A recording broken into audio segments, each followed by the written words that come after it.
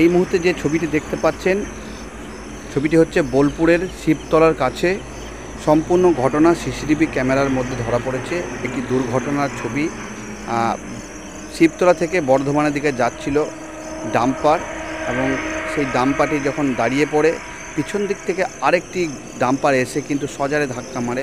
তার ফলে কিন্তু কার্যত আগুন ধরে যায় এবং দুমড়ে মুচড়ে যায় গাড়িটি। দেখতে পাচ্ছেন দুর্ঘটনার মুহূর্তের ছবি, এবং সম্পূর্ণ কিন্তু সিসিটিভি ক্যামেরায় সেই দুর্ঘটনার ছবি এই মুহূর্তে ধরা পড়েছে। দেখতে পাচ্ছেন কার্যত দুমড়ে মুচড়ে গেছে গাড়িটি।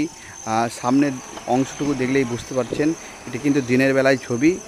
ভোরের দিকে এই ঘটনাটি ঘটেছে এবং বোলপুরের শিবতলার কাছে এই ঘটনাটি ঘটেছে।